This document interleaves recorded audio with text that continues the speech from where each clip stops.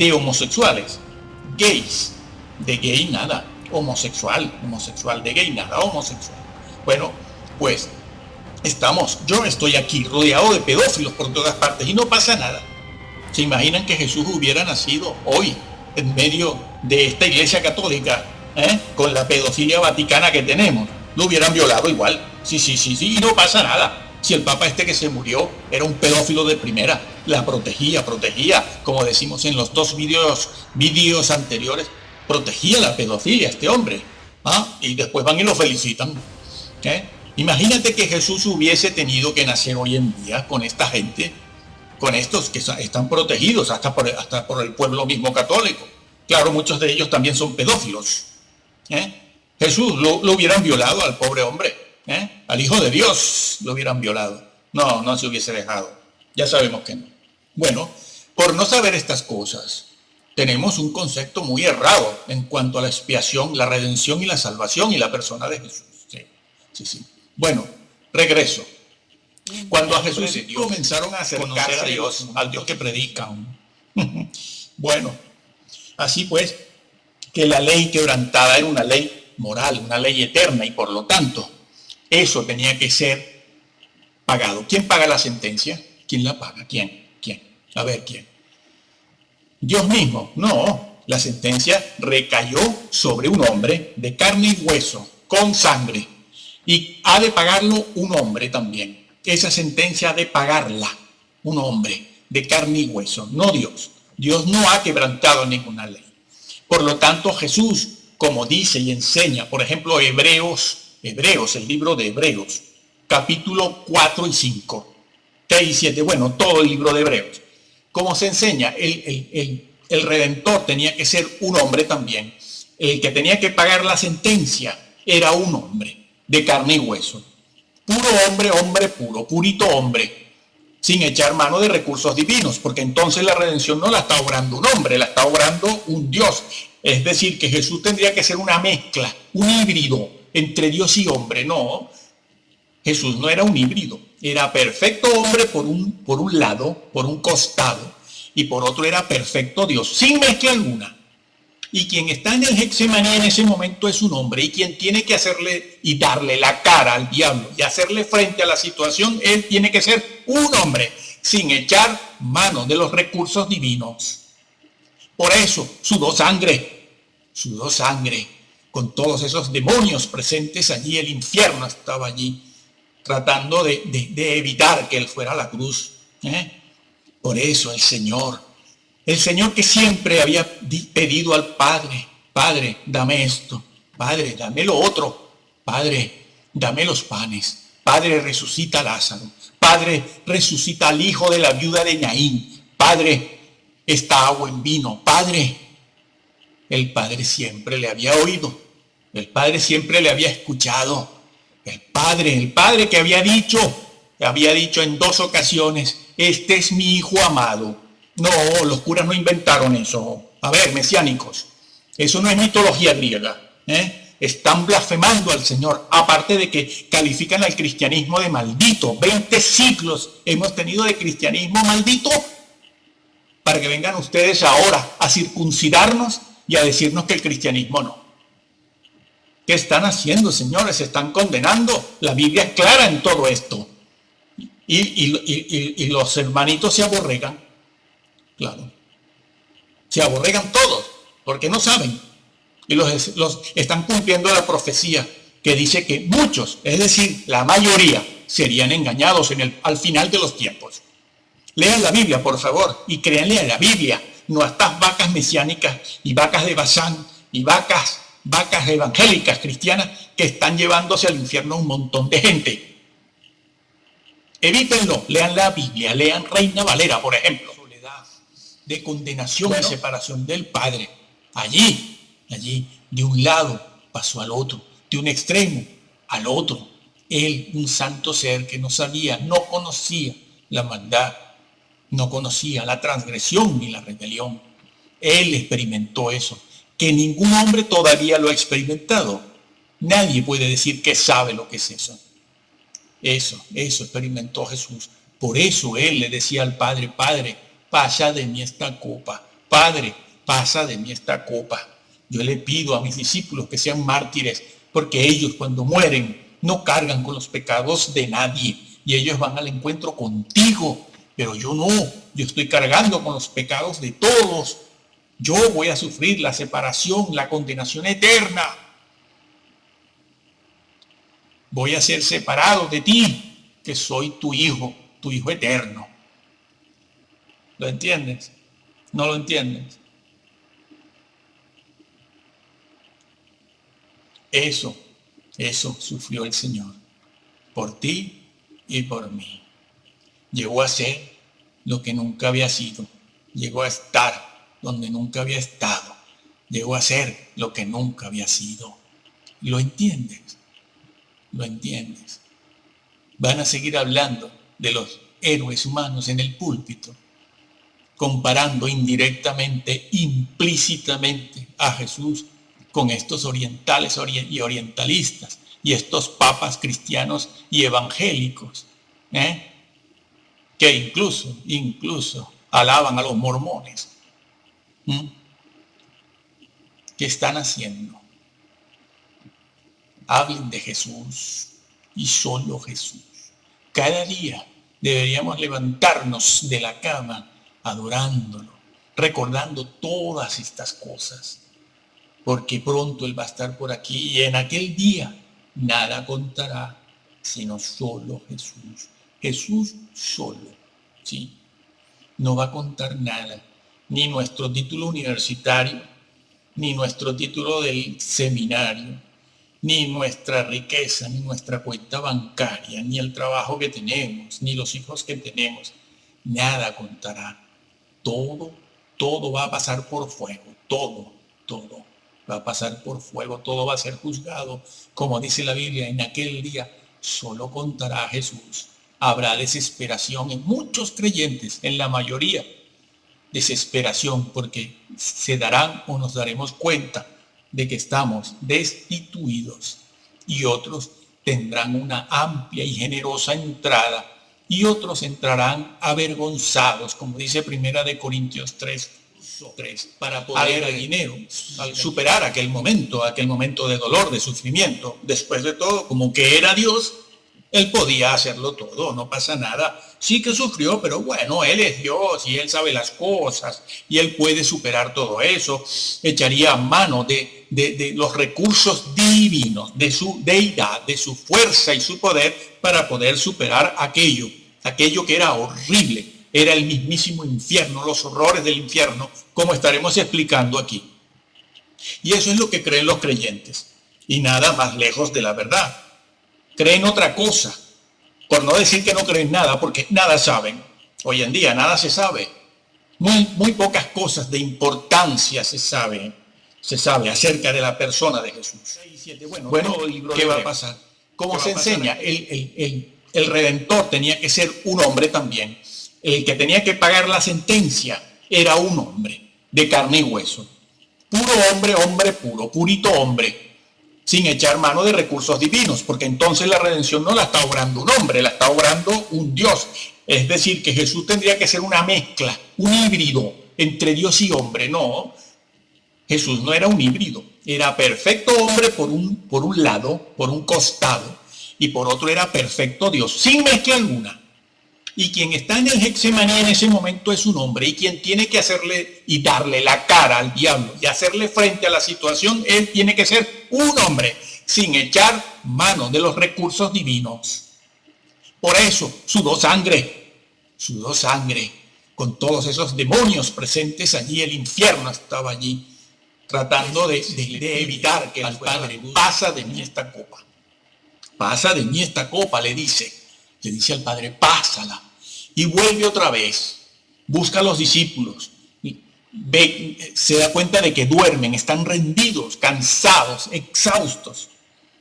Y se va él solito, solo, Jesús solo, y solo Jesús. No, sin Gandhi, y sin estar felicitando a la Madre Teresa, que no sabes lo que haces. No sabes lo que haces, felicitando al Papa Bautista. Yo soy bautista también, del sur. Pero no se puede estar felicitando a un hombre caído, el cual a su vez felicita al Papa. y lo califica como un gran hombre de gran moral, amante de Dios, un pedófilo.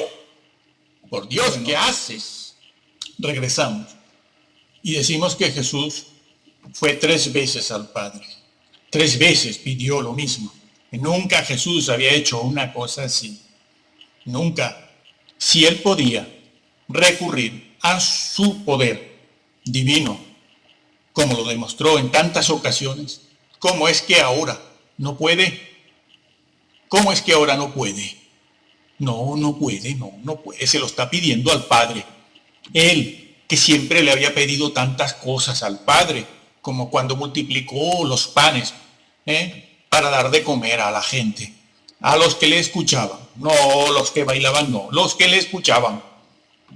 Como cuando él pidió al Padre resucitar a Lázaro, dio gracias por ello y tenía poder. Él lo decía. Bueno, resucitó a Lázaro, como cuando también le dio la vista al ciego, tenía poder, resucitó a otros. ¿No podía ahora Jesús evitar la cruz, evitar el Calvario, evitar todo aquello? No podía. Si iba a obrar la redención, la salvación, la restauración, no podía recurrir a su poder divino, a su deidad, para pasar por alto, para obtener la victoria en aquel momento, para mitigar, disminuir, aligerar el dolor, la flagelación, el sufrimiento, la locura que iba a empezar a vivir. Sí, no podía. ¿Por qué? Porque solo un hombre, el hombre Jesús, puede y podía realizar la redención. ¿Por qué? Porque un hombre fue el que pecó en el Edén. En el Edén se transgredieron las leyes de Dios. Y como decimos en ese otro vídeo que se llama El pecado, tiene por título El pecado, lo que sucedió en el Edén no fue un error, ni una falta de experiencia. Lo que sucedió en el Edén fue una decisión, se tomó una mala decisión, fue una decisión, un hecho tomado a conciencia, donde se violaron las leyes de Dios y se introdujo en la creación la injusticia. Eso fue lo que sucedió en el Edén. Un hombre cayó, un hombre pecó, un hombre se rebeló, un hombre transgredió, pues un hombre ha de pagar la culpa. La sentencia que había sobre ese hecho, sobre esa rebelión, era la muerte eterna. Muerte eterna no significa extinción, no significa desaparecer, significa estar separado de Dios eternamente, al infierno, a la condenación. Esa era la sentencia que había sobre la ley quebrantada. El día que de él comiereis, de ese fruto, el día que de él comas, el día que quebrantes ese mandamiento positivo, era un mandamiento positivo. El día que lo hagas, ese día, la sentencia será muerte eterna. ¿Y quién va a pagar esa sentencia? Porque la sentencia es eterna. Es una sentencia de naturaleza eterna. ¿Y qué significa eso de eterno? Significa que la ley que se quebrantó era una ley de naturaleza y de origen eterno. Eso es lo que significa, porque esas leyes, como todas las leyes que sostienen el universo, son leyes morales. Vivimos en un universo moral. Cada día lo experimentamos. Y la cruz por eso tiene como base, fue clavada sobre una base moral. Sí. Pues el universo es un universo moral. ¿Por qué? Porque el Dios que lo creó es un Dios moral. Un Dios moral. Y Dios no puede crear algo que no esté de acuerdo con su propia esencia. Dios no crea algo distinto de sí mismo. Cuando crea algo, cuando algo sale de la mano de Dios, cuando algo sale de su propio interior, siempre lleva ese emblema, siempre lleva esa característica, que es un hecho moral. Por eso el universo es un universo moral, por eso toda nuestra sociedad se sustenta sobre lo bueno y lo malo. Es que si no, no tendríamos ni policías, ni jueces, ni en el Getsemaní el Padre tiene una respuesta negativa para su hijo. No puedo, hijo, no puedo pasar esa copa, porque es negarnos, sería negarnos a nosotros mismos, porque la ley quebrantada es un reflejo de mi esencia, no es una ley puesta ahí, dejada a su suerte. No, soy yo mismo. Por cierto, que el universo no está formado por leyes que han sido abandonadas y dejadas ahí. Esas leyes necesitan que sean mantenidas. Es Dios quien las mantiene. Esas leyes están puestas, creadas y puestas, pero alguien las tiene que mantener, porque si no, no funcionan. Como no funciona nuestro organismo si no lo alimentamos. Exactamente igual. ¿No lo entienden? Es tan difícil esto de entender. Es que no lo explican. No, este mesiánico dice que yo lo que busco es el aplauso, hacerme famoso. Yo con 62 años, 3 hijos, nietos, 40 años en esto, hablando de esta manera, busco el aplauso. Bien, yo. Dios no puede divorciar su amor de su justicia. No puede. Tú, Jesús, hijo mío, y mi hijo amado, hablando del Padre, tienes que ir, tienes que hacerlo, tienes que vindicar mi justicia, que fue lo que se perdió en el Edén. En el Edén, cuando el hombre pecó, no se volvió bruto. No, él sabía fabricar instrumentos musicales. Sí. Allí mismo, en el mismo Edén, casi, en la puerta del Edén, fabricaban instrumentos musicales, fabricaban casas, artefactos, llegaron a construir también materiales de guerra.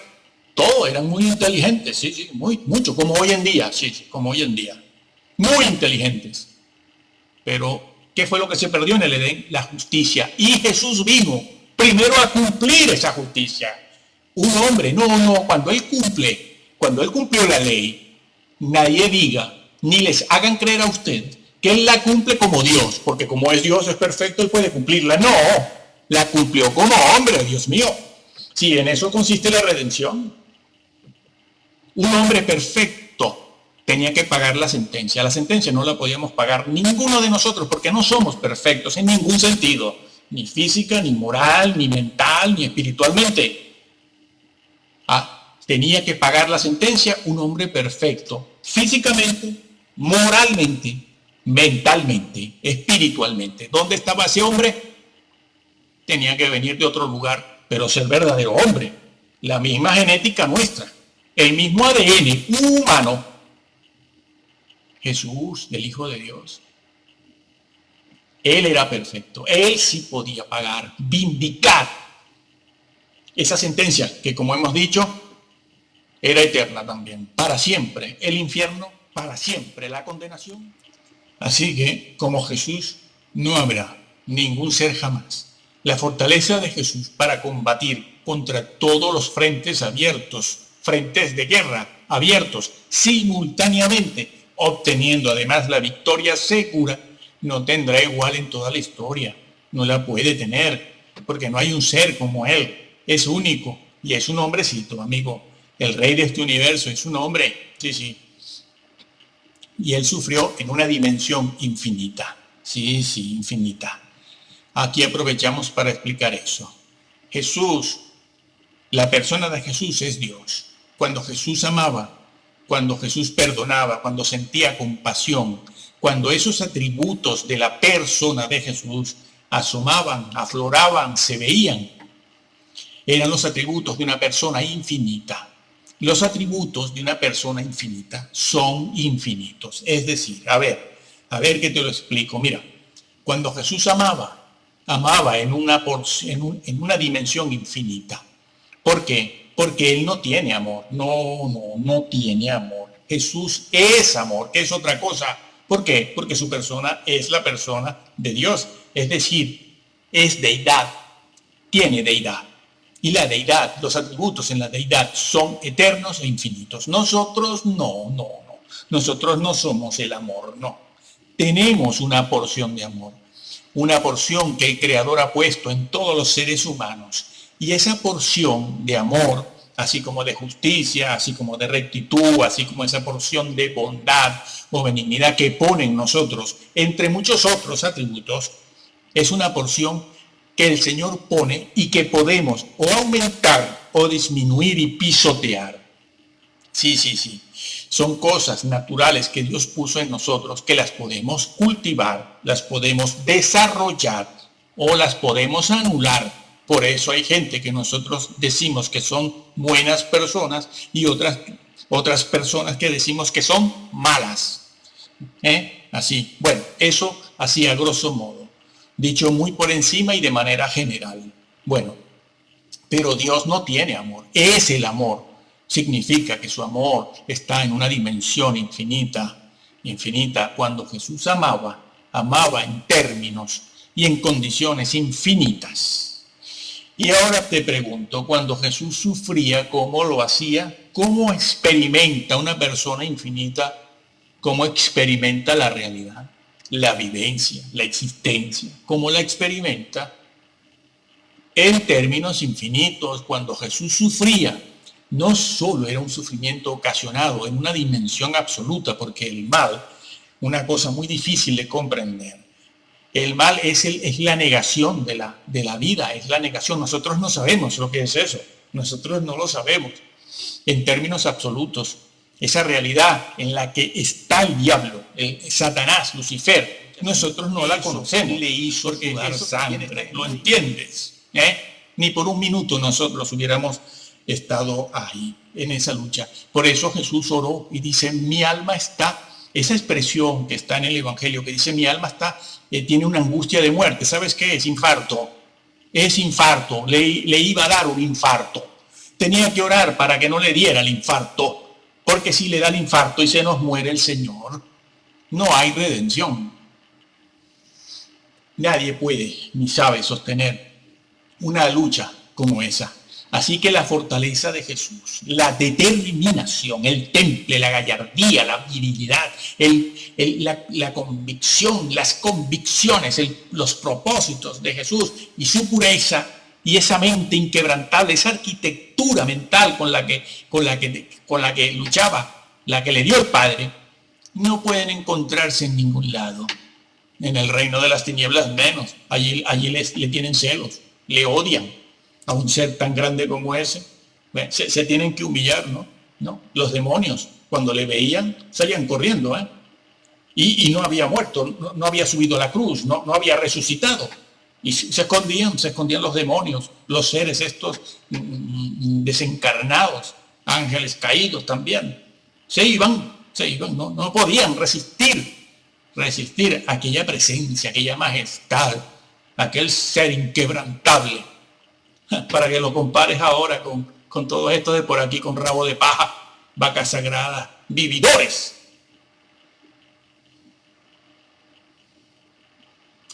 El reino de las tinieblas sometido por Jesús. Jesús, el león de la tribu de Judá, no retrocede. Un león cuando ataca no retrocede. Amigo, nadie como el hombre Jesús, nadie. Satanás le odia, los hombres le odian, porque no pueden alcanzar ni la valentía, ni la virilidad, ni el carisma aplastante que tenía el maestro de Galilea. Sí, no en vano se dice de él que él es el príncipe de los ejércitos celestiales.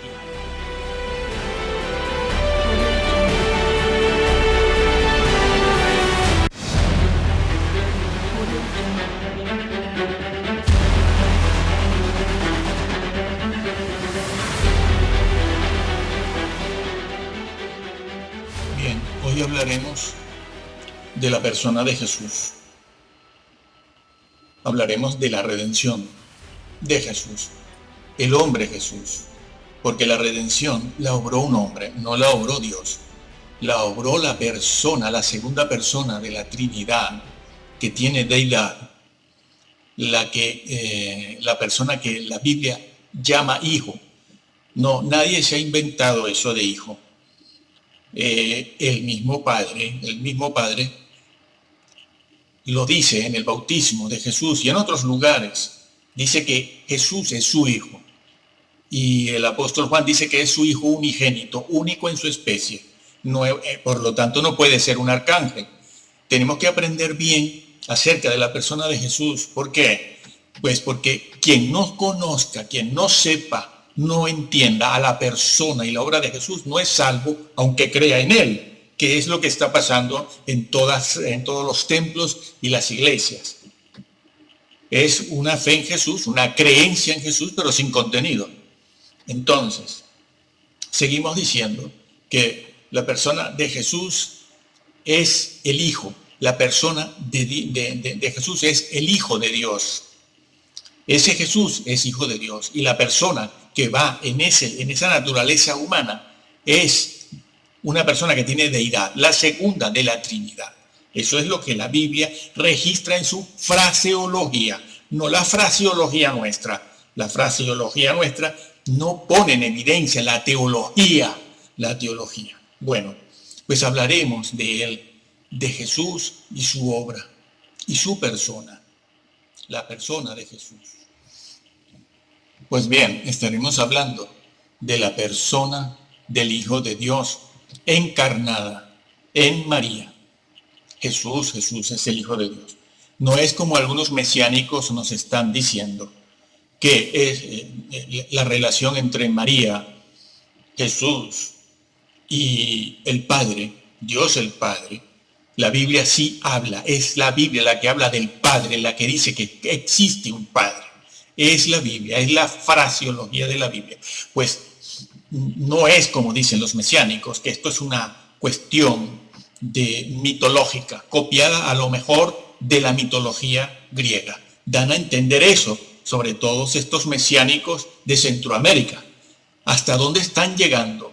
No solo judaizando a la iglesia, sino tergiversando total y groseramente, con una tremenda blasfemia, al mismísimo Hijo de Dios y al mismísimo Padre. No, Jesús no es producto, no es hijo de un soldado romano, es hijo de Dios. María engendró del Espíritu Santo. Eso es lo que enseña la Biblia. Y es mentira, también es mentira cuando dicen que la Biblia la cambió la Iglesia Católica. Señores, vamos a ver. En el siglo I, en el siglo II, en el siglo III y en el siglo IV no existía la Iglesia Católica. Los curas no cambiaron la Biblia, no han podido cambiarla nunca en su vida. No han podido. Y en aquella época, en los primeros 5 siglos, 6 siglos, no existían los curas, no existían. Ni cambiaron la Biblia. Ni la cambiaron el texto, el manuscrito salido de la mano de los apóstoles, de los escritores, los autógrafos, no han sido cambiados. Se conservaron, hubieron copistas que conservaron muy bien los autógrafos, la palabra de Dios inspirada, que solo fue inspirada en los escritores originales. Los demás son copistas. Las copias, las versiones no son inspiradas. Fueron copias y se conserva por lo menos del texto bizantino más de 3 y 4 mil evidencias, manuscritos de eso, de los autógrafos. Algunos cambiaron, sí, como Orígenes, en Alejandría, como no podía aceptar, igual que Marción, entre otras cosas, la deidad de Jesús, pues cambiaron la Biblia. Bueno, la Biblia no, algunos versículos, pero los manuscritos originales los tenemos, nadie los cambió, no habían curas en el siglo I. ¿Cómo se les ocurre decir esto? Están blasfemando, están engañando, están siendo engañados y engañan a todos esos hermanos con la circuncisión. Algo de lo que estaremos hablando aquí. Bueno, pues hablaremos de Jesús, sí. Y la redención, y lo que a él le costó la salvación, lograr la salvación del hombre y la redención y la restauración de todas las cosas. De todas las cosas. Esto es lo que tendrían que estar explicando casi todos los domingos los pastores, sacerdotes, obispos, diáconos, mesiánicos y todo el mundo en los púlpitos cada domingo. Vamos a ver una cosa en particular sobre la salvación, y es lo que Jesús sufrió. Sí, Jesús sufrió, claro, la redención le costó, ¿no? Muchas personas piensan, muchos creyentes piensan, la mayoría piensa que la redención, bueno, que obró Jesús, después de todo no fue una cosa tan difícil. ¿no? Eso de que sudó sangre, de que lo flagelaron, de que sufrió mucho en la cruz y todo eso, no debió haber sufrido tanto porque como era Dios, pues no pasa nada aquí, no pasa nada. Era Dios, él tenía la fuerza, tenía el recurso o los recursos para hacerle frente a esa situación. Pero no han entendido la redención, lo que le sucedió a Jesús, lo que le pasó a Jesús para lograr la salvación. No lo han entendido y no se lo han explicado, porque pasan más tiempo cantando, bailando, cosas que son nuevas de ahora, danzando y distraídos en un montón de cosas que, claro, no conocen al Dios en el que dicen creer. Volvemos a la antigua situación del Antiguo Testamento, ¿no? Y también la que ha sucedido en forma esporádica a través de los siglos. Por cierto, debo decir aquí que Lucas 1, donde se habla del nacimiento virginal del Señor, ese versículo no fue introducido por curas, ni lo inventaron, ni es producto de la mitología griega. No es producto de la mitología griega. Dios se encarnó en María. Su Hijo, Jesús, el ángel de Yahvé, lo que en el Antiguo Testamento conocemos como el ángel de Yahvé, se encarnó. El ángel de Yahvé, el mismo que se le apareció, por ejemplo, a Josué, allí en el campamento, en el desierto, cuando Josué iba a tomar la ciudad de Jericó. Bueno, ese ángel de Yahvé con una espada fulgurante. Los creyentes de hoy son tan débiles que eso de espada, hay violencia. No, el Señor es un guerrero de primera. Pues ese ángel es el Hijo de Dios. Ese es el ángel de Yahvé, el Hijo de Dios. El mismo que se le apareció y que habló con Abraham. Por ejemplo, otro ejemplo más. Sí. Y entonces, sí. Ese se encarnó en María la Virgen. Ella engendró, pero de Dios mismo, el Espíritu Santo. No pueden seguir negando eso porque se están condenando terriblemente. Están no solo judaizando, sino condenándose peor aún que los que traicionaron al Señor cuando Él estuvo en vida aquí. Tengan en cuenta eso. Atiendan a tiempo a la palabra de Dios, que nadie ha cambiado la palabra de Dios, no es inventada. Vamos a comenzar en el huerto del Getsemaní. Y allí vemos a Jesús sufriendo y sudando como grandes gotas de sangre. Aquello no era una caricatura, era sangre. Muy bien, son las horas finales del Señor en este mundo, en su vida. ¿Y qué pasa con el Señor en ese momento? Que busca la manera de escapar. Sí, el Señor buscó la manera de escapar de aquella hora. ¿Por qué? Porque era muy difícil para Él. Satanás le atacó y así millones de demonios estuvieron presentes allí en aquel huerto, haciéndole sentir al Señor el horror de las cosas que iba el Señor a experimentar, al momento, a las situaciones y a la condición por la que tendría que atravesar.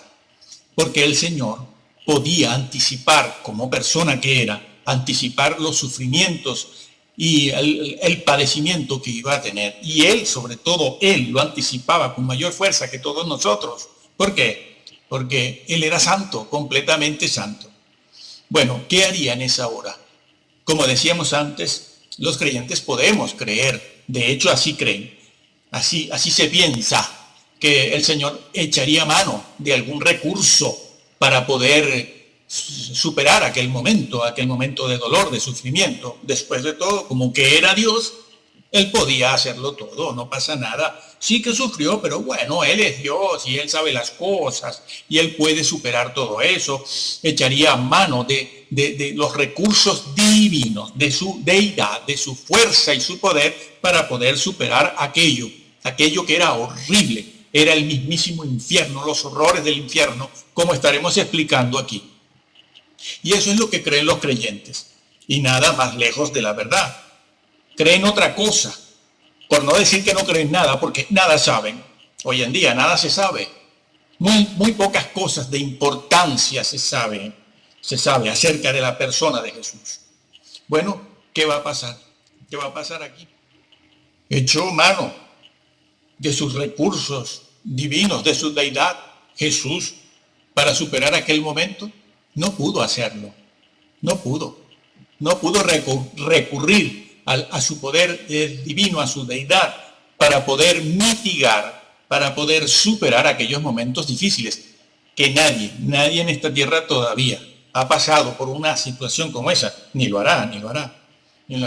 Los creyentes, al no saber estas cosas, pues no pueden entender la expiación de Cristo, no pueden entender la gravedad del pecado, la gravedad de la caída del hombre, de lo que ha pasado y de por qué estamos viendo a nuestro alrededor que casi todas las personas de poder, que están en poder, son pedófilos. La pedofilia ya se acepta socialmente. Ya existe la iglesia inclusiva. Nos decían hace 15, 20 años que no llegaríamos nunca a eso. No, primero llegó la iglesia, esta emergente, y de la emergente, entre otras muchas, ya hemos pasado a la inclusiva. Iglesias evangélicas cristianas de homosexuales, gays, de gay nada, homosexual de gay nada, homosexual. Bueno, pues yo estoy aquí rodeado de pedófilos por todas partes y no pasa nada. ¿Se imaginan que Jesús hubiera nacido hoy en medio de esta iglesia católica, con la pedofilia vaticana que tenemos? Lo hubieran violado igual. Sí, y no pasa nada. Si el papa que se murió era un pedófilo de primera, la protegía, como decimos en los dos vídeos anteriores, protegía la pedofilia este hombre. Y después van y lo felicitan.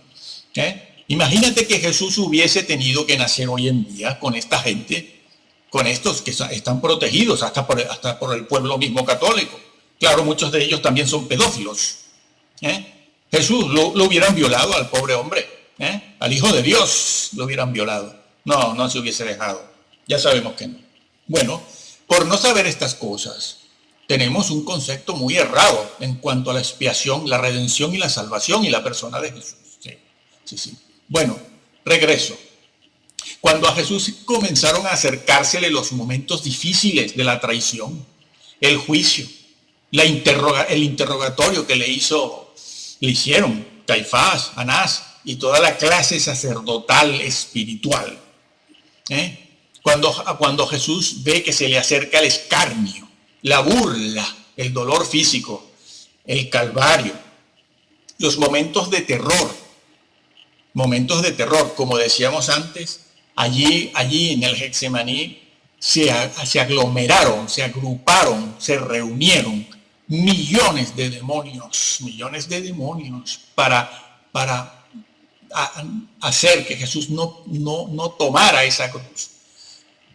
Es como cuando algunos de nosotros, no todo el mundo, dice: he sentido una presencia desagradable. Qué cosa tan horrible esta presencia. Sentí una cosa que tuve enseguida que cambiar de lo que estaba haciendo. Sí, esa presencia que muchos de nosotros sentimos, ¿no? Jesús experimentó, entre otras muchas cosas, eso en el Getsemaní, porque allí era donde él iba a obtener la victoria, allí en el Getsemaní. Y sintió esa presencia, una presencia infernal, que, como explicaremos en este vídeo, fue una cosa que nadie puede entender, pero lo vamos a explicar. Lo que no se puede entender lo vamos a decir aquí, ahora, en este vídeo, para que se sepa qué es lo que no podemos entender.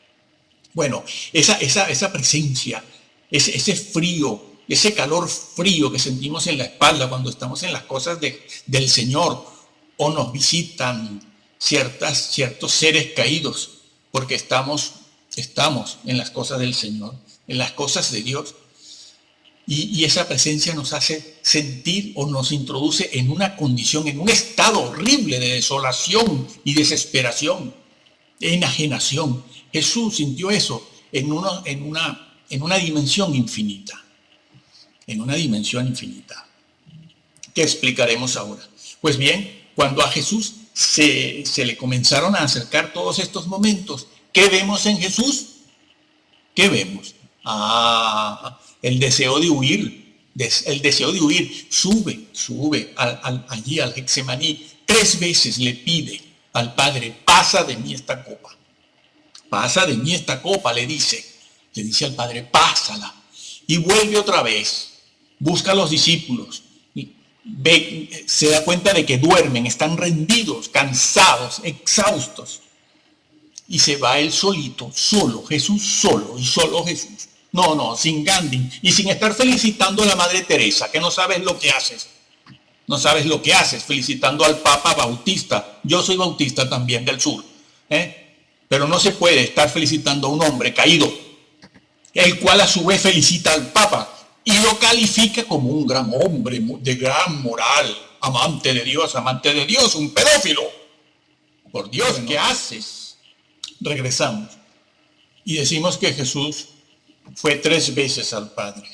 3 veces pidió lo mismo. Y nunca Jesús había hecho una cosa así. Nunca. Si él podía recurrir a su poder divino, como lo demostró en tantas ocasiones, ¿cómo es que ahora no puede? ¿Cómo es que ahora no puede? No puede. Se lo está pidiendo al Padre.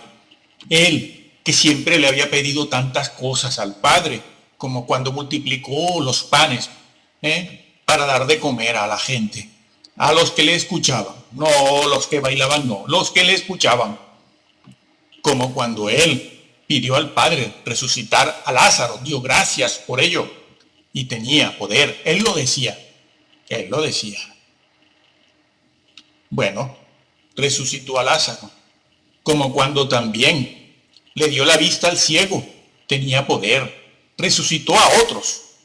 ¿No podía ahora Jesús evitar la cruz, evitar el Calvario, evitar todo aquello? No podía. Si iba a obrar la redención, la salvación, la restauración, no podía recurrir a su poder divino, a su deidad, para pasar por alto, para obtener la victoria en aquel momento, para mitigar, disminuir, aligerar el dolor, la flagelación, el sufrimiento, la locura que iba a empezar a vivir.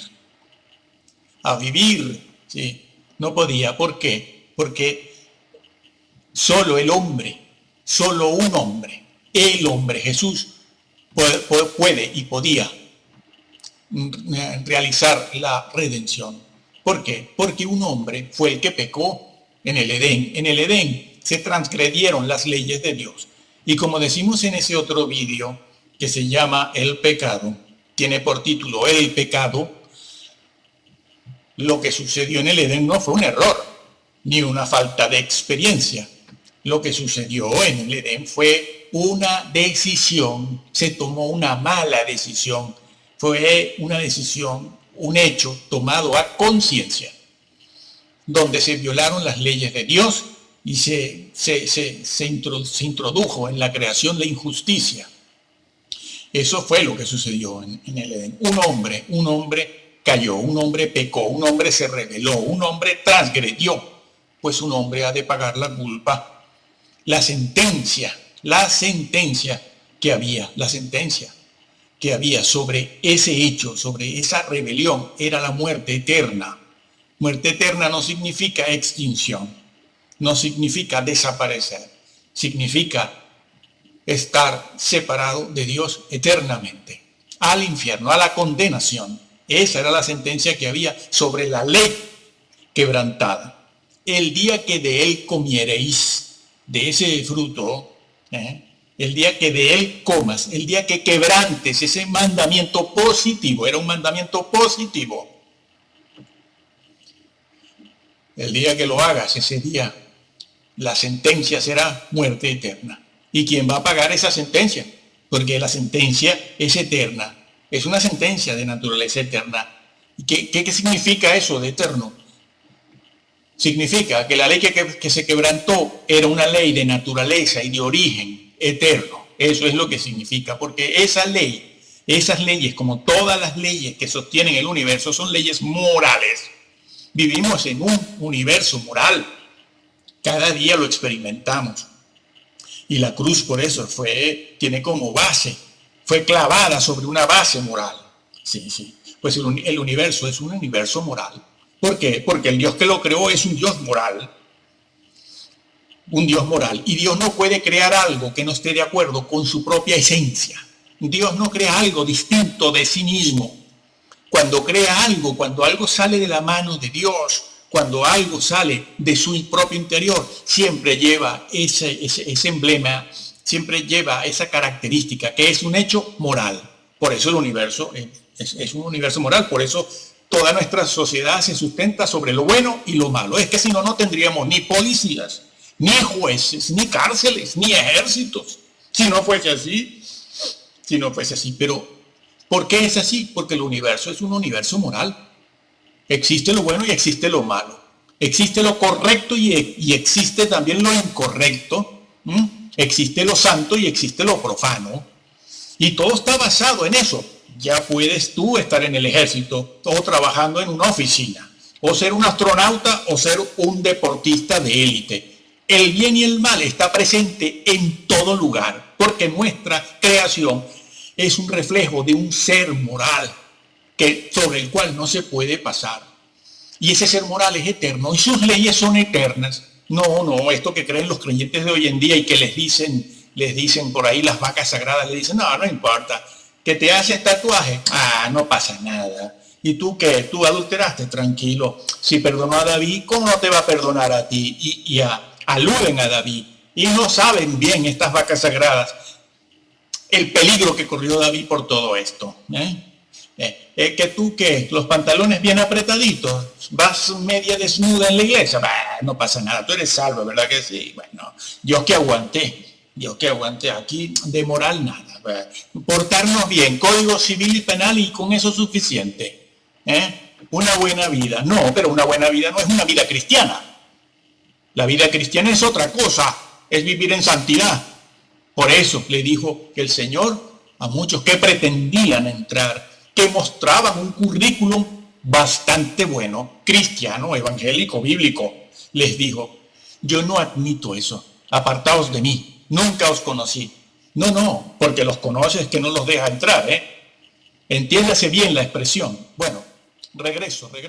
Pues bien, regresando, decimos que un hombre fue el que cayó y tomó una decisión, no fue un error, ni fue una falta de experiencia, porque en un estado como el de la creación original, donde no existía el pecado, no existen los errores, no existe la falta de experiencia, solo existen las decisiones.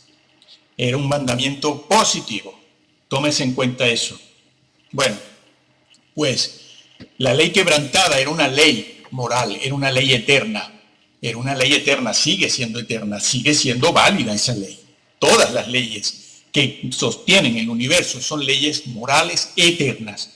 Se ha quebrantado una ley eterna porque es el reflejo de un ser eterno e infinito. Por lo tanto, la sentencia, que es lo que tratamos de explicar en este momento, era una sentencia de naturaleza eterna.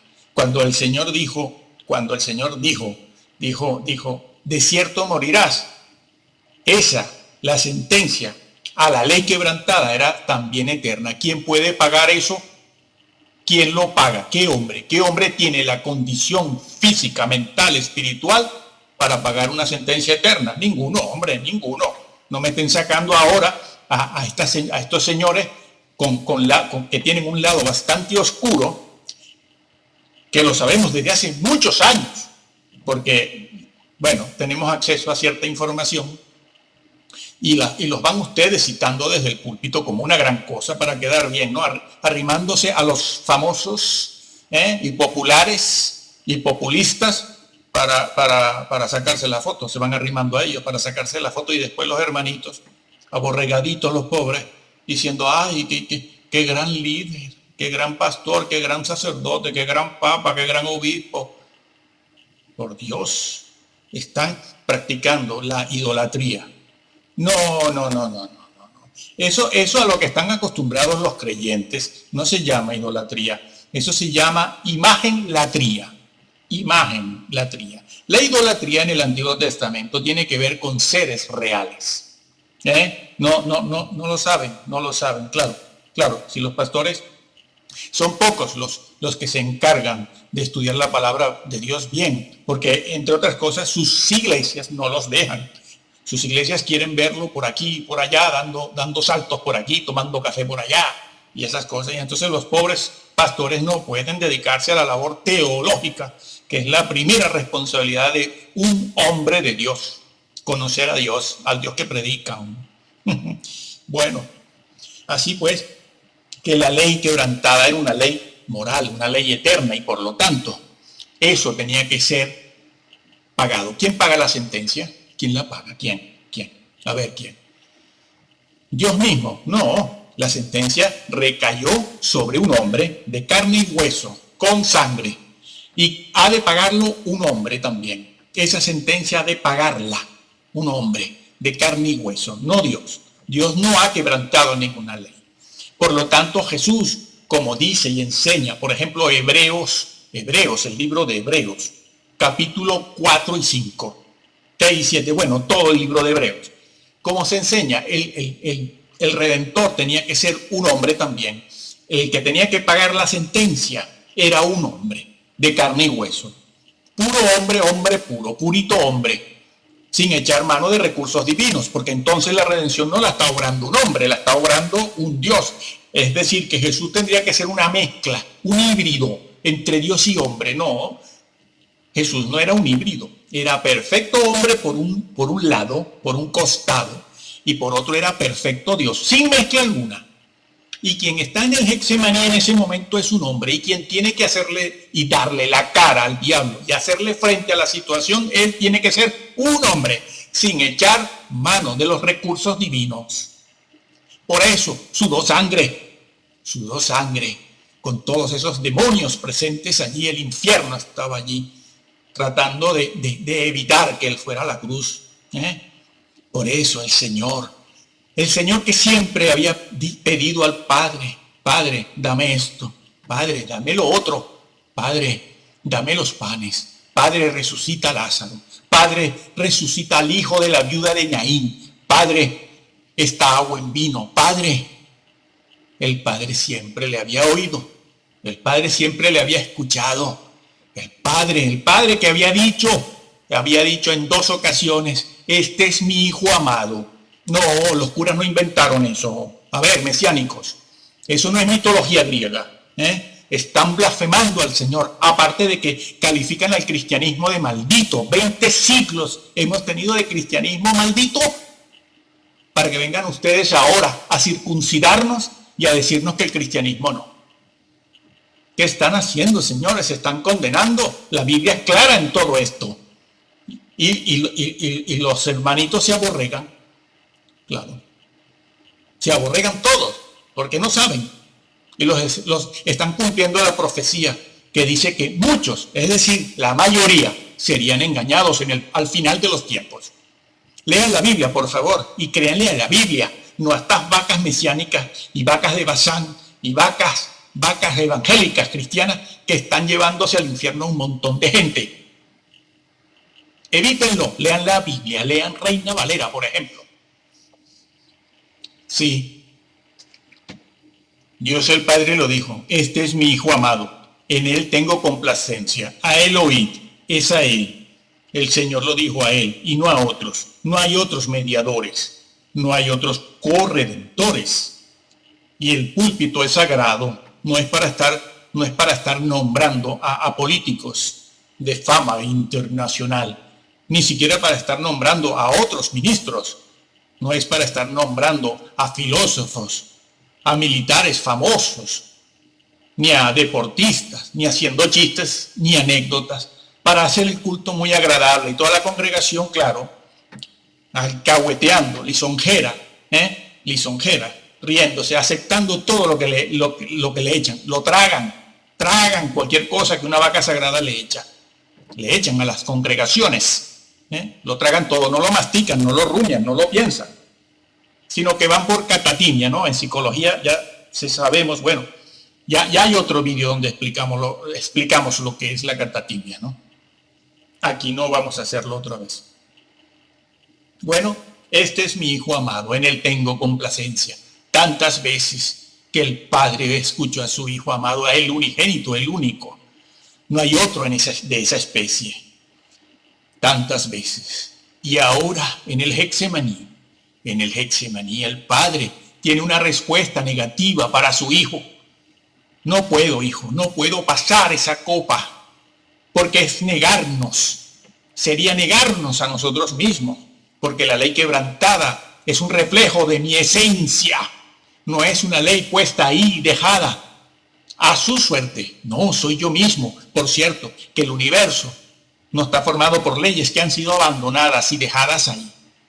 Esas leyes necesitan que sean mantenidas. Es Dios quien las mantiene. Esas leyes están puestas, creadas y puestas, pero alguien las tiene que mantener, porque si no, no funcionan. Como no funciona nuestro organismo si no lo alimentamos. Exactamente igual.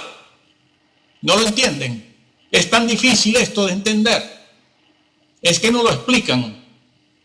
No, este mesiánico dice que yo lo que busco es el aplauso, hacerme famoso. Yo con 62 años, 3 hijos, nietos, 40 años en esto, hablando de esta manera, busco el aplauso. Yo, si no me va a aplaudir nadie, si hablamos solo para 4 gatos. Bueno, una respuesta negativa tiene el Padre para su Hijo. No se puede. No puedo ir contra mis leyes, no puedo ir contra mí mismo, contra mi esencia. Tú tienes que cargar con el pecado porque hemos quedado de acuerdo. Tú quieres hacerlo, no solo yo quiero que tú lo hagas, sino que tú quieres hacerlo también. Jesús no estaba coaccionado, no estaba obligado. Él lo dijo, yo pongo mi vida porque quiero ponerla. Porque Él también es Dios. La persona de Jesús, la persona es Dios, tiene deidad.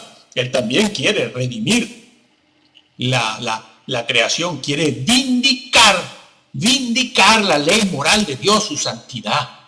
Es que Dios se llama amor. No, en ninguna parte en la Biblia se dice que el nombre de Dios es amor. No. Les han engañado. ¿Cómo llaman? ¿Cuál es el nombre de Dios en la Biblia? Bueno, ya sabemos, no, Yahvé, el existente, la eterna existencia, el Altísimo. Sí, hay otro nombre, Yahvé de los ejércitos, vale, muy bien, ok. Hay otro. ¿Cuál es su nombre? El Santo. Sí, con mayúscula, porque es un nombre propio, no común, no. A Dios se le llama el Santo. ¿Y qué más se dice? Que habita en amor. No dice eso la Biblia. Dice que habita en santidad. ¿Saben que la santidad es el atributo supremo? Madre mía, ¿cómo estamos? Bueno, hay otros vídeos para el que los quiera ver, donde estas cosas se mencionan, se dicen. Muy bien. Una respuesta negativa. No puedo pasar esta copa, porque no podemos ir contra mí. Hay algo que Dios no puede hacer. Hay algo que Dios no puede hacer. Es ir contra su propia ley. No puede ir contra su propia santidad. No puede. En Dios pesa tanto su amor como su santidad.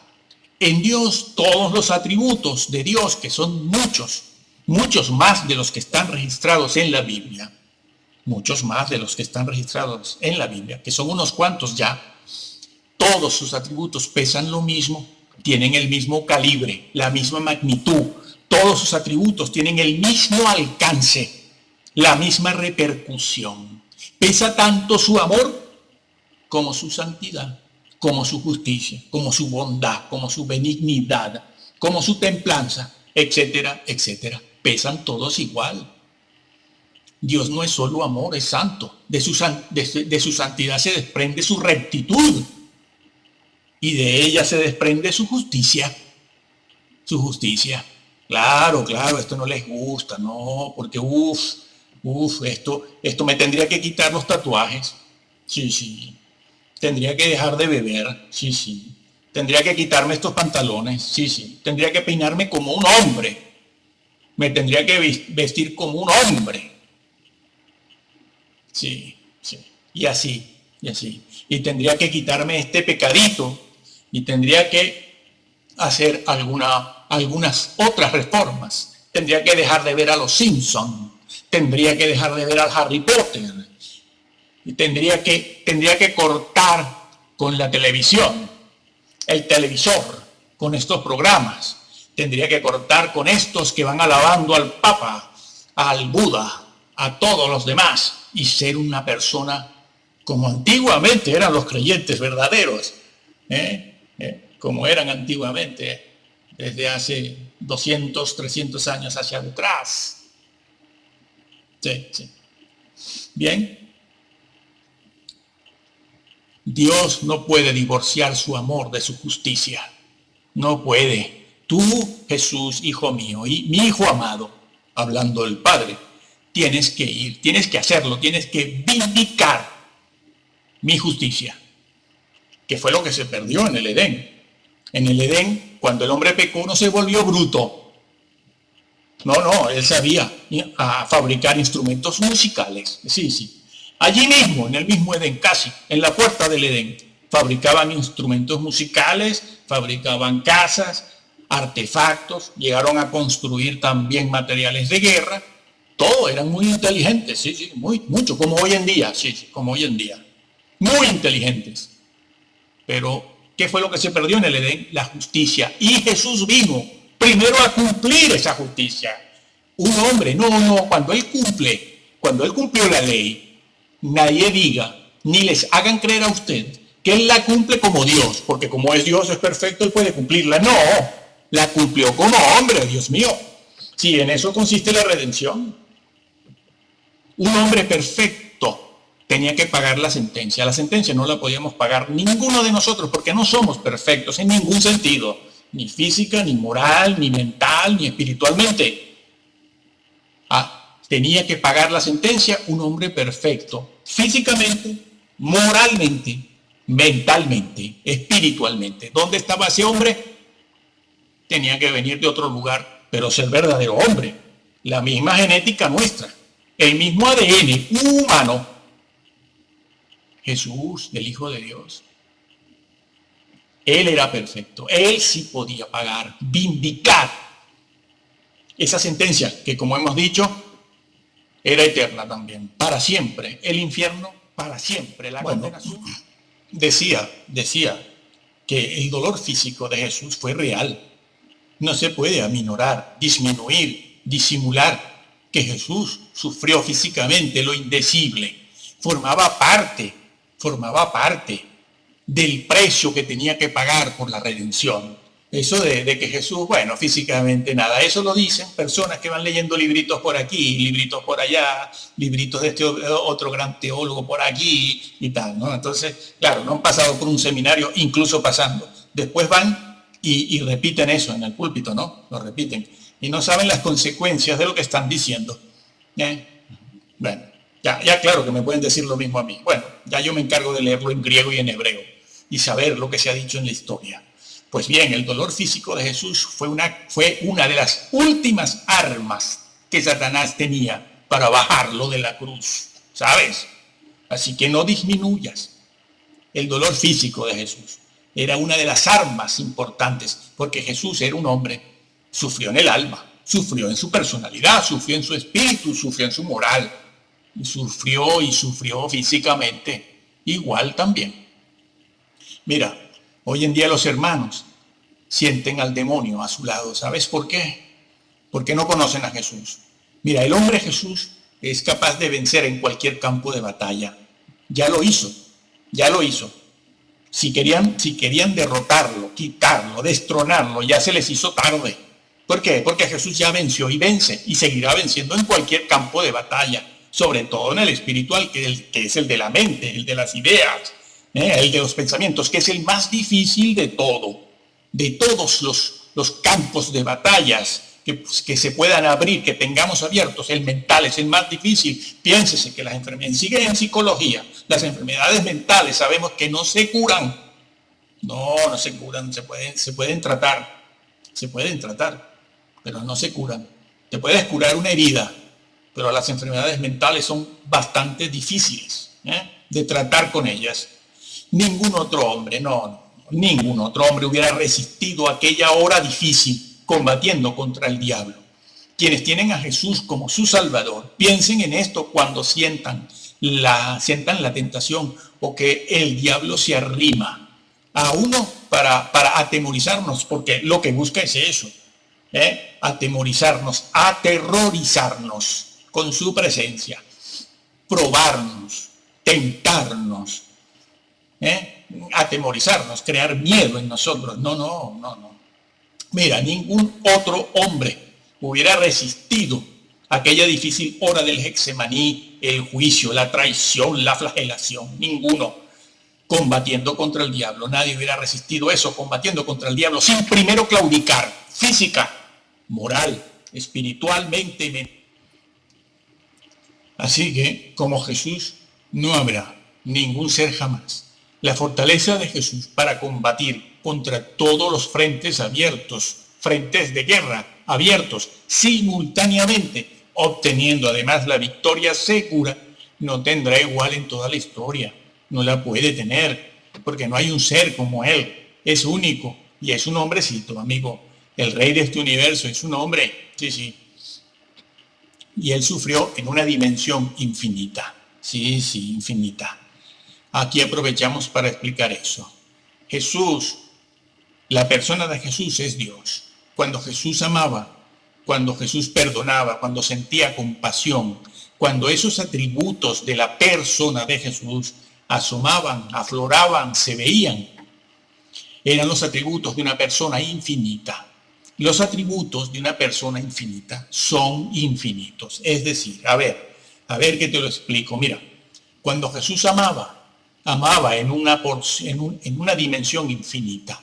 ¿Por qué? Porque Él no tiene amor. No tiene amor. Jesús es amor, que es otra cosa. ¿Por qué? Porque su persona es la persona de Dios. Es decir, es deidad, tiene deidad. Y la deidad, los atributos en la deidad son eternos e infinitos. Nosotros no. Nosotros no somos el amor, no. Tenemos una porción de amor, una porción que el Creador ha puesto en todos los seres humanos.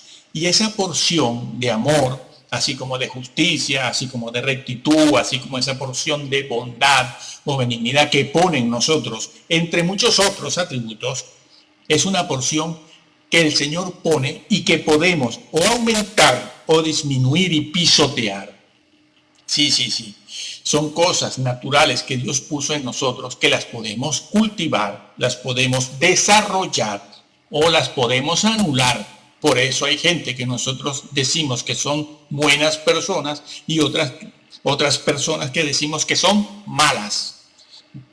Así, bueno, eso así a grosso modo, dicho muy por encima y de manera general. Bueno, pero Dios no tiene amor, es el amor. Significa que su amor está en una dimensión infinita. Cuando Jesús amaba en términos y en condiciones infinitas. Y ahora te pregunto, cuando Jesús sufría, ¿cómo lo hacía? ¿Cómo experimenta una persona infinita? ¿Cómo experimenta la realidad, la vivencia, la existencia? ¿Cómo la experimenta? En términos infinitos, cuando Jesús sufría, no solo era un sufrimiento ocasionado en una dimensión absoluta, porque el mal, una cosa muy difícil de comprender, el mal es la negación de la vida, es la negación. Nosotros no sabemos lo que es eso, nosotros no lo sabemos en términos absolutos. Esa realidad en la que está el diablo, Satanás, Lucifer, nosotros no la conocemos, porque eso también está en una dimensión absoluta en términos negativos. Y utilizo todas estas expresiones para poderme explicar, para poder explicar algo. Que sí, que se puede entender, que sí, que estamos obligados a entenderlo para saber lo que es la salvación y poder valorar a nuestro Salvador. Así que Jesús, cuando sufría, lo hacía en términos también infinitos. Sí. Además por lo que ya hemos explicado, que las leyes quebrantadas eran leyes infinitas, eternas, y tenía que ser un ser en esa misma dimensión quien pagara la sentencia, porque la sentencia también era de naturaleza infinita y eterna. Y un hombre normalito, de estos que andan por aquí dándoselas de macho, no puede. Va tomando pastillas, sí, ya lo sabemos. Va tomando pastillas y haciendo cosas. Bueno, nadie puede. Por eso en el púlpito no se debe mencionar a nadie. A Jesús le molesta esto de andar mencionando a filósofos, luchadores de ONGs. Estos van dando cursos de cosas orientales, hablando de las dietas orientales también. También te has dado ese lujo de hablar de las dietas orientales. ¿Qué? Que esa gente oriental alaba al Señor. Se congregan cada domingo en un púlpito para hablar de la deidad de Jesús y su victoria. Lo hacen. Entonces, ¿para qué los nombras en el púlpito? Si tienen una mala opinión del Señor. Serás juzgado, tú y todos nosotros. Por eso, no los nombres. Déjate de dietas orientales, haciendo que los hermanitos hagan así para Oriente. Mira, mirando para el Oriente. Por Dios. Nadie podía hacer lo que Jesús hizo. Nadie es capaz de entrar en ese combate, en esa lucha, porque eran muchos frentes abiertos al mismo tiempo en una dimensión para nosotros imposible de vencer. Nadie sabe, nadie puede sostener ni soportar una lucha así. Eso le hizo sudar sangre, ¿lo entiendes? Ni por un minuto nosotros hubiéramos estado ahí, en esa lucha. Por eso Jesús oró y dice, mi alma está, esa expresión que está en el Evangelio, que dice, mi alma está, tiene una angustia de muerte. ¿Sabes qué es? Infarto. Es infarto, le iba a dar un infarto. Tenía que orar para que no le diera el infarto, porque si le da el infarto y se nos muere el Señor, no hay redención. Nadie puede ni sabe sostener una lucha como esa. Así que la fortaleza de Jesús, la determinación, el temple, la gallardía, la virilidad, la convicción, las convicciones, los propósitos de Jesús y su pureza y esa mente inquebrantable, esa arquitectura mental con la que luchaba, la que le dio el Padre, no pueden encontrarse en ningún lado. En el reino de las tinieblas menos. Allí le tienen celos, le odian a un ser tan grande como ese.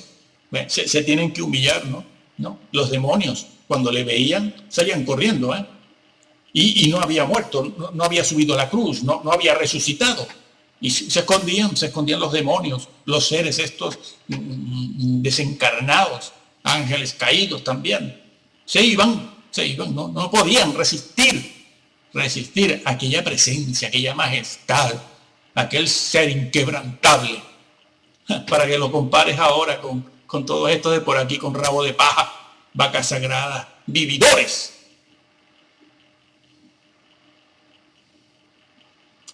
El reino de las tinieblas sometido por Jesús. Jesús, el león de la tribu de Judá, no retrocede. Un león cuando ataca no retrocede. Amigo, nadie como el hombre Jesús, nadie. Satanás le odia, los hombres le odian, porque no pueden alcanzar ni la valentía, ni la virilidad, ni el carisma aplastante que tenía el maestro de Galilea. Sí, no en vano se dice de él que él es el príncipe de los ejércitos celestiales. Ay, príncipe, sí, con la espada fulgurante en la mano. No, guerra no, eso es herejía todo. Dios es amor, sí, como lo han pintado siempre, amanerado, afeminado, de rasgos suaves, occidentales, de ojos azules, todo rubio. Sí, un judío, eso es un nórdico, así con los ojos verdes, la nariz perfilada. Eso no es un judío ni un hebreo. El príncipe de los ejércitos celestiales, con la espada fulgurante en la mano. Sí, la tenía. Cuando el Señor se da a sí mismo ese título, ¿sabes qué tenía en la mano? Una espada. Sí, léelo en Jueces, en Josué. Léelo en Josué. Allí cuando Josué estaba, que le temblaban las rodillas al pobre Josué cuando iba a conquistar la ciudad de Jericó. Y aparece aquel ser santo en medio del campamento y Josué lo ve y sospecha que algo no está bien y le pregunta, ¿tú quién eres? Y el Señor le dice, quita tu calzado de los pies, porque el terreno donde estás santo es. Yo soy el príncipe de los ejércitos celestiales, el ángel de Yahvé, el Hijo de Dios. Ah, amigo, qué majestad manda mi Señor. Qué majestad, qué presencia. Punto, te lo dejo ahí. Piensa que Él pronto estará por aquí, en algún día no muy lejano. Y Él puede ser o tu Salvador o tu juez. Cada quien elige lo que quiere que el Señor Jesús, el Hijo de Dios, el Redentor, sea para Él. Todo depende de la relación que tú tengas con Él. Acéptale, créele, ámale, obedécele, obedece al Señor. Sé santo en toda tu forma y manera de vivir. Bueno, regresando otra vez al tema, hacía falta que la culpa recayera, la culpa por la transgresión recayera sobre un hombre verdadero, un hombre real, sin mezcla con ninguna otra naturaleza, sin mezcla. Y que en Dios pesa tanto su amor como su santidad y su justicia. Dios lo puede todo, pero no puede pasar por alto su propia santidad, que sería pisotearse a sí mismo, pisotear su justicia y su rectitud y su ley. Su ley, y ley que es un reflejo de su propia naturaleza, de su propia esencia. Así que, como decíamos, Dios no crea nada que sea distinto, que no sea un reflejo de sí mismo. Muy bien. Y la sentencia era la separación eterna del Padre. Pues bien, en Jesús el sufrimiento, además, se vio aumentado por un hecho que no ocurre con frecuencia en nosotros.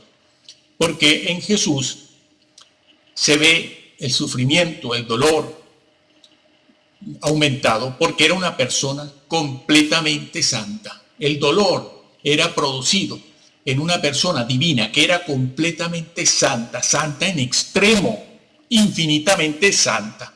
Jesús, mira, Jesús siempre vivió sin un mal pensamiento, nunca tuvo un mal pensamiento, sin ninguna idea impura, no la tuvo, nunca tuvo una idea de venganza ni de codicia, y su imaginación, con una imaginación completamente al servicio de los hombres y de su Padre, jamás utilizó su mente y su imaginación para nada malo, para nada codicioso, ni de venganza, al contrario. Para que lo comparen, sí, con estos de aquí y de ahora, ¿no? Estos de púlpito, estas vacas de Bazán, reposados de Sión, con el estómago bien lleno, Bueno, es el conocimiento, escucha una cosa, es el conocimiento de este hecho el que te permite adorar al Señor. Porque esto, si lo sabes, además no te lo tragas, sino que lo rumias, lo reflexionas, piensas, meditas sobre ello. Esto es lo que te va a permitir adorar al Señor. Porque la adoración en la Biblia, ¿sabes qué es? Conciencia reflexiva. Eso que te han enseñado en los últimos 30 años, porque esto es nuevo, Esto de bailar, danzar, canta que te canta, canta que te canta. Esto es nuevo, Muchas cosas no tienen más de 30 años. Aunque están saliendo algunas que son muy recientes, de hace 5 o 8 años. Eso no es adorar. Adorar es conciencia reflexiva. Solo en la medida en que sabes, solo en la medida en que conoces, solo en la medida en que reflexionas sobre la persona y los hechos de Jesús, en esa medida adorarás y alabarás al Señor. Y en esa misma medida estarás protegido contra el pecado y vivirás una vida completamente santa. Has conocido a Cristo, el Cristo de la Biblia. Sabes que Él murió por ti y que todo esto lo padeció por ti y por mí. Que todos estamos condenados al infierno, porque todos sabemos que somos pecadores. No hay que insistir mucho para uno darse cuenta de lo que somos. Pero si comprendes todas estas cosas, las reflexionas y buscas al Maestro de Nazaret, el Hijo de Dios humanado en el vientre de María, y le crees, le conoces y le respetas, le sigues y te conviertes en su discípulo, entrarás en el reino. Tienes entrada segura, asegurada. Muy bien, eso es lo que hay que hacer. Pues Jesús y Dios no podían pasar por alto nada, absolutamente nada de esto. Hay un hecho más, hay un hecho más, sí, hay un hecho más. Dile a un juez que vas a dejar en libertad al condenado a prisión, un condenado a prisión por 30 años. Dile que lo vas a dejar en libertad porque el amor te obliga a dejarlo libre.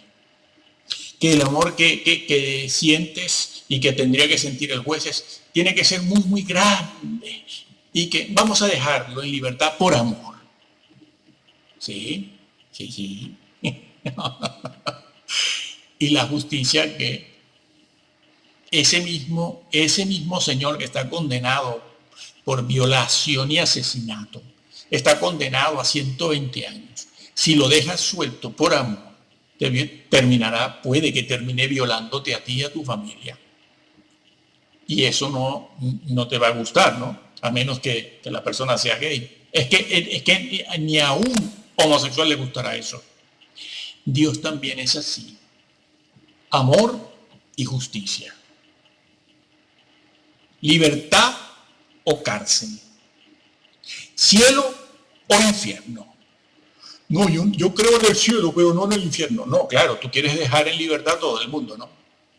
Claro, ya se ve cómo son estos creyentes, ¿no? Ya se va viendo. Muy íntegros, sí. Bien. Hay algo más que destaca en la persona de Jesús. Porque Jesús dijo, por ejemplo en Juan 12, dijo, ahora el príncipe de este mundo es echado fuera. ¿Quién es el príncipe de este mundo? Bueno, Lucifer. Lucifer es el príncipe de este mundo. Es echado fuera. También se dice esto en otros lugares. El príncipe de este mundo es echado fuera. El príncipe de este mundo ya no seguirá molestando, ya no seguirá haciendo las cosas. Será juzgado ya. Ahora es el juicio del príncipe de este mundo. Bien. Ese príncipe es Lucifer. Y Jesús dice, será echado fuera. ¿De dónde? Pues del cielo. ¿Por qué? Porque quebrantó. Dice Jesús que le faltó a la verdad y a su misión. Sí, a su misión. Por eso a Lucifer se le llamaba el querubín protector, el que tenía que proteger, el que tenía que enseñar al resto de la creación la santidad y la grandeza de Dios, la gloria de Dios. Tenía que hacerlo el príncipe, este príncipe, Lucifer, el querubín alado. Y falló, no quiso. Él también tomó una decisión, no fue un error, no fue un error. En un estado de perfección, sobre todo el espiritual, donde él estaba, donde él fue creado, no se cometen errores, se toman decisiones. Y él es así, calificado así, protector, querubín protector. Pero se rebeló. Tenía un acceso directo a Dios, completo. El resto de la creación lo admiraba por su belleza, por su sabiduría, pero la corrompió también su belleza. Y estuvo manchando, contaminando el tabernáculo celestial. Siempre estuvo en eso. Bueno, cuando se acercó a Dios para pedir a Job. No. Ese que se acercó a Dios no era un ángel de Dios. Era el mismo Satanás, el mismo diablo. Ahora se ha puesto de moda enseñar cosas contrarias. Un ángel de Dios. No, era Satanás. Era un bicho malo. Era. Con eso contaminaba, manchaba con sus perversidades inicuas. Lucifer, el trono mismo, el tabernáculo celestial. Sí, hay un tabernáculo celestial. No te lo han explicado tampoco. Madre mía. El tabernáculo, el terrenal, el que existía en el Antiguo Testamento, en el desierto, Ese tabernáculo era una copia del celestial. Léase en el libro de los Hechos, capítulo 7, 8, 9. En realidad léase todo el libro de Hebreos. Bueno, era una copia del tabernáculo celestial. Ese tabernáculo celestial había sido contaminado, había sido maltratado por las sugerencias y la presencia inicua de Lucifer. Bueno, pero el mismo libro de Hebreos dice que fue echado.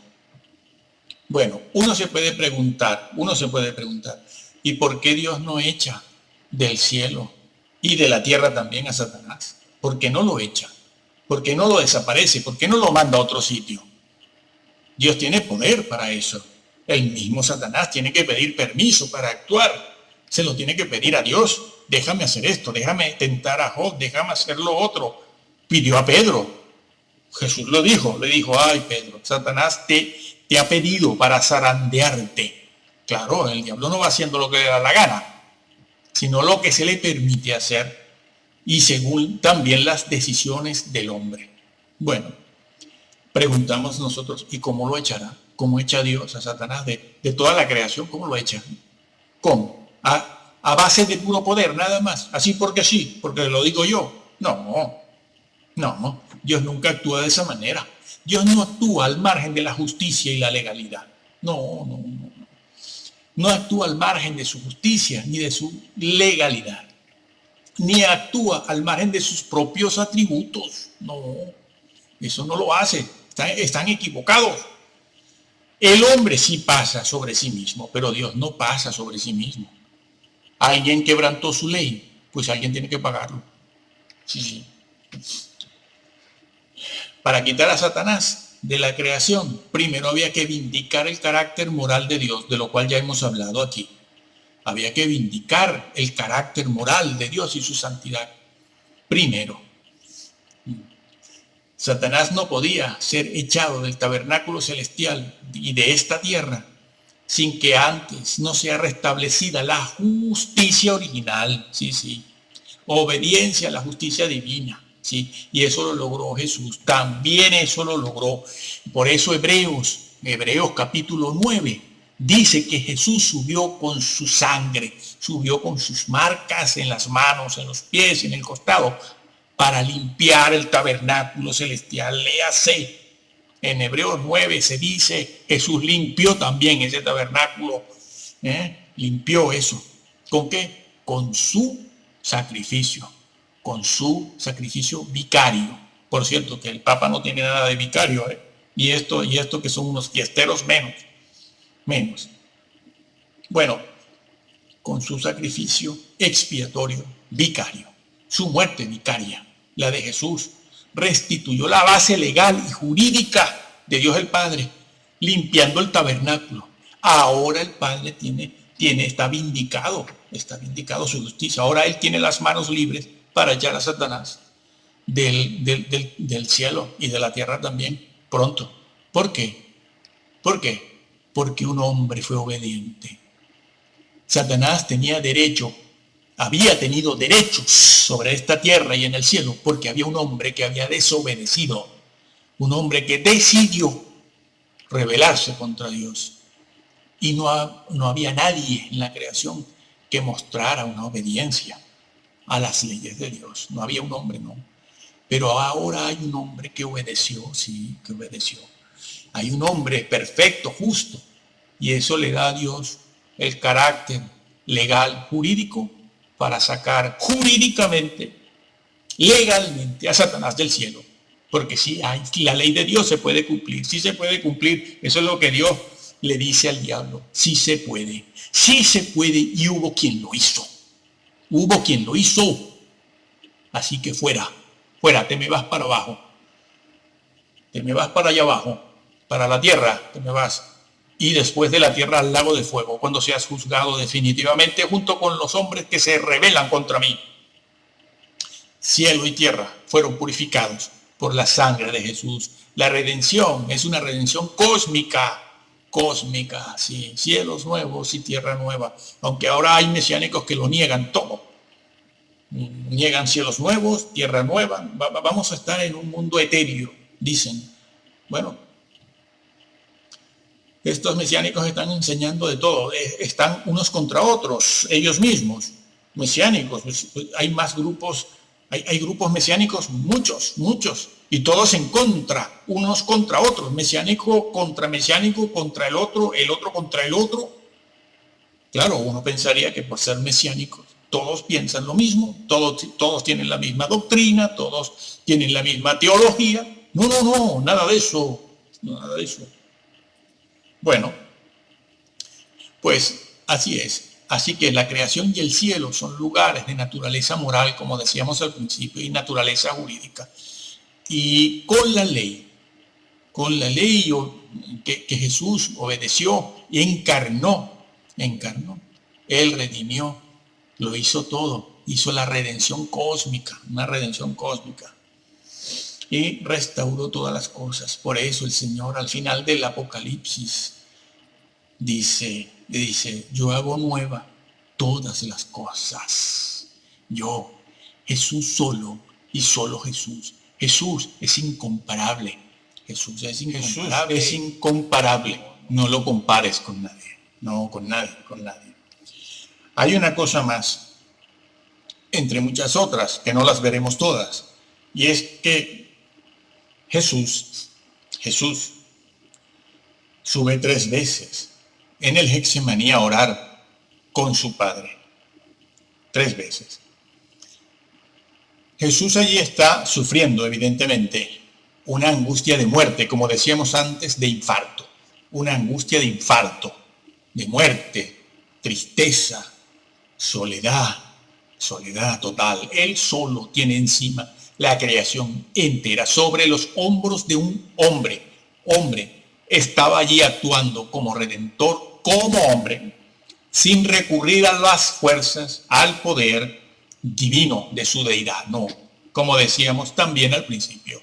Pero lo vemos pidiendo insistentemente al Padre para que Él, el Padre, pase esa copa, es decir, esos momentos difíciles, más difíciles todavía, que le van a sobrevenir después de que sea traicionado, Y aquí hay algo que no se entiende.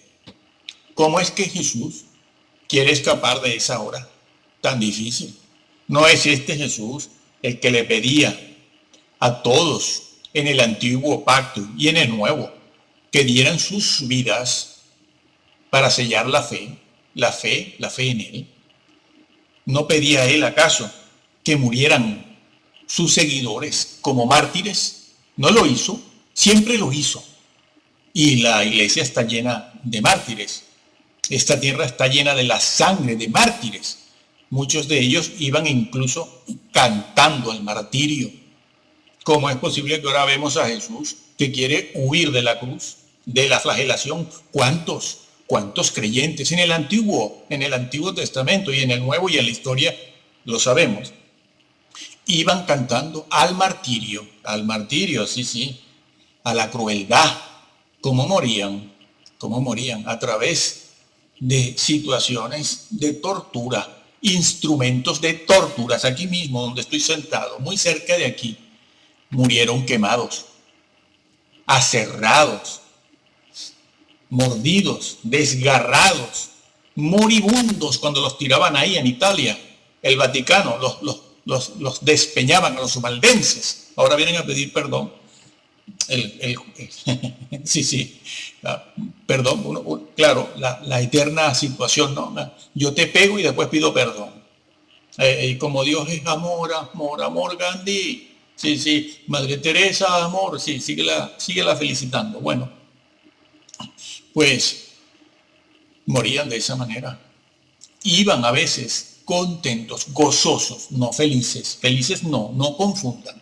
Una cosa es ir gozoso al martirio y otra cosa es ir feliz. Feliz no va nadie, a menos que mentalmente esté desquiciado, no tenga alguna psicopatía. Pero con gozo sí. Y hubieron quienes incluso ayudaron a sus verdugos a buscar la leña para que los quemaran. Sí. Pero Jesús no. no hizo, no fue ejemplo de lo que pedía. No fue ejemplo de lo que pedía. Sí, Señor. ¿Por qué? ¿Se han preguntado por qué? ¿Cuántos mártires han muerto desgarrados por las fieras y han quedado moribundos por días, por días de Dios, y al final murieron? El juicio que nos hará al final murieron. Pues así Jesús huía. ¿Por qué huía? ¿Por qué le pedía al Padre que pasara de él aquella copa? Porque la muerte de Jesús no fue la muerte de cualquier persona. No, no fue la muerte, no, su muerte no fue igual a la nuestra, no fue igual, no. No morimos igual todos no morimos igual. Ni experimentamos lo mismo exactamente a la hora de la muerte. Y con Jesús eso se notó grandemente, en una dimensión también infinita. Porque los mártires, cuando mueren, cuando son quemados vivos, cuando son torturados, cuando son expuestos a las torturas que el hombre inventa, hombres de fe, dicho sea de paso, también inventan para torturar a los otros, esos mártires no van al infierno, van al encuentro de Dios, van al encuentro del Padre, van al encuentro de la eterna gloria y felicidad. Eso sí es felicidad. Van al encuentro de Dios y los ángeles puros de Dios y su Redentor que vive y es Rey en todo el universo. Van a un mundo de luz, a un mundo de justicia. Este mundo de justicia que Jesús logró con su sangre, porque la cruz la clavó Jesús sobre una base moral. Su sangre es una sangre santa. Pero Jesús, con la muerte de Jesús no fue así, no. Jesús, cuando murió, lo que experimentó fue la separación del Padre. La separación, la condenación. La condenación. Allí en la cruz lo dijo. ¿Por qué me has desamparado? Mejor dicho, ¿para qué? ¿Para qué me has desamparado? Y eso es lo que experimenta él, el Señor Jesús. Estaba experimentando en la cruz la separación y en la muerte también. Experimentaba la muerte en vida allí. Mientras que los mártires no. Los mártires van al encuentro de Dios. Él no fue al encuentro de Dios. Bueno, eso es importante en la persona. Un mártir no carga con los pecados de nadie, sino con los propios, con sus propias debilidades, con su propio pecado. Ningún mártir carga con los pecados de los demás, y mucho menos con los del mundo entero. Pero Jesucristo estaba cargando en su cruz, en aquella agonía y en el momento de su muerte, con los pecados de todo el mundo, de todos los hombres. Podía hacerlo. Sí. Muchos creyentes se ponen a sumar 1, 2, 3, 4, 5, 6 mil millones, 2 mil millones. ¿Cómo pudo haber cargado con los pecados de todos los hombres? Lo he venido diciendo durante todo este mensaje. Él podía cargar con los mensajes de todos los hombres porque su persona era una persona infinita. ¿Lo aprendiste? Infinita. Por eso podía cargar con los pecados de todos. Y allí estaba él, cargando con todo. Su muerte, aquel momento, le separaba en la cruz. En la cruz le separaba del Padre. Y el Señor allí llegó a estar donde nunca había estado. Llegó a sentir lo que nunca había sentido. De un estado de total y absoluta felicidad. De una existencia llena de paz y armonía en la eternidad pasada. Jesús, su persona, que no conocía el pecado, que no conocía el dolor ni el sufrimiento, él, en su humanidad, en ese momento de la cruz y justo la muerte, llegó a experimentar y llegó a pasar al otro extremo, de uno a otro, al más horrible estado de soledad, de condenación y separación del Padre. Allí, de un lado pasó al otro, de un extremo al otro. Él, un santo ser que no sabía, no conocía la maldad, No conocía la transgresión ni la rebelión. Él experimentó eso, que ningún hombre todavía lo ha experimentado. Nadie puede decir que sabe lo que es eso. Eso experimentó Jesús. Por eso él le decía al Padre, Padre, pasa de mí esta copa. Padre, pasa de mí esta copa. Yo le pido a mis discípulos que sean mártires, porque ellos cuando mueren no cargan con los pecados de nadie y ellos van al encuentro contigo. Pero yo no, yo estoy cargando con los pecados de todos. Yo voy a sufrir la separación, la condenación eterna. Voy a ser separado de ti, que soy tu hijo eterno. ¿Lo entiendes? ¿No lo entiendes? Eso sufrió el Señor por ti y por mí. Llegó a ser lo que nunca había sido. Llegó a estar donde nunca había estado. Llegó a ser lo que nunca había sido. ¿Lo entiendes? ¿Lo entiendes? Van a seguir hablando de los héroes humanos en el púlpito, comparando indirectamente, implícitamente a Jesús con estos orientales y orientalistas y estos papas cristianos y evangélicos, que incluso alaban a los mormones. ¿Qué están haciendo? Hablen de Jesús y solo Jesús. Cada día deberíamos levantarnos de la cama adorándolo, recordando todas estas cosas, porque pronto Él va a estar por aquí y en aquel día nada contará, sino solo Jesús. Jesús solo, ¿sí? No va a contar nada, ni nuestro título universitario, ni nuestro título del seminario, ni nuestra riqueza, ni nuestra cuenta bancaria, ni el trabajo que tenemos, ni los hijos que tenemos. Nada contará. Todo va a pasar por fuego. Todo va a pasar por fuego. Todo va a ser juzgado. Como dice la Biblia, en aquel día solo contará Jesús.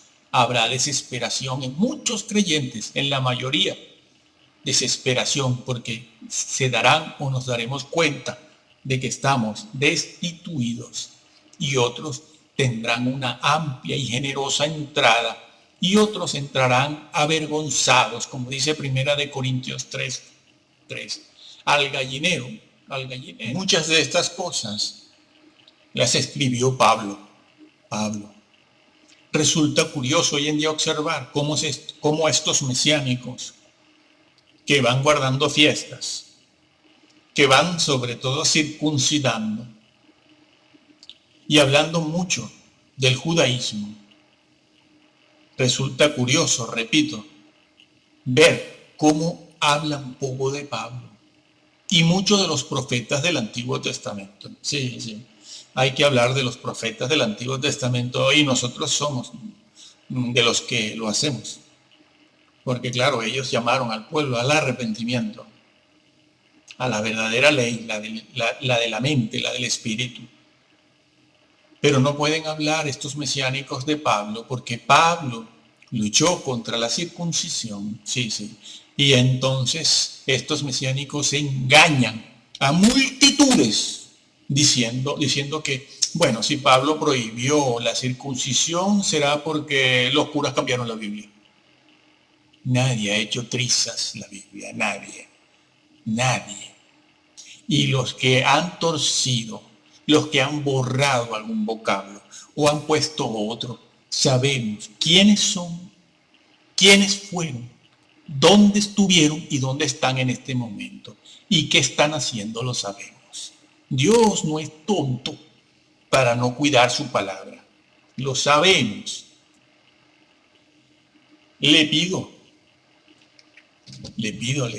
Les exijo con humildad a los 4 gatos que nos ven primero, porque son los que nos conocen, ¿no? Y a cualquiera que vea este vídeo, porque ama la verdad, que lea la Biblia, que vigile a su pastor. Su pastor lo que tiene que hacer su obispo, su sacerdote, sus diáconos, sus ancianos, su líder, su guía, lo que tiene que hacer es hablar de Jesús y hablar bien y decir lo que está escrito. Hablar. Que no sabe, que la mente no le da, pues usted bájese del púlpito, amigo. No fue llamado a ser maestro. El púlpito es para maestros y pastores llamados, no nepotismo familiar, eclesio familiar, sino para los hombres llamados por Dios. Sí. Que hablen solo de Jesús. Jesús solo y solo Jesús. Y que respeten la palabra de Dios. Que enseñen más, menos canto, menos baile, menos complacencia, lisonjería, mimosería, alcahuetería, menos catatimia y más Biblia y más oración verdadera, sin espectáculo, sin fingir situaciones emocionales, sin fingir pureza, fingiendo espiritualidad. Sí. Y están peleándose todos unos contra otros, sí. Lea la Biblia. Si es posible, Reina Valera.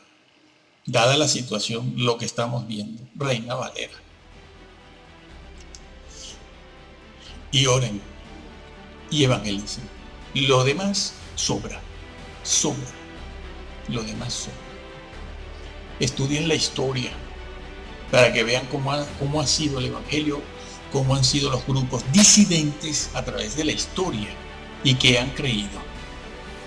No todos han estado o han tenido una doctrina completamente correcta, pero es interesante ver lo que creían y cómo murieron por la fe. Que el Señor les bendiga.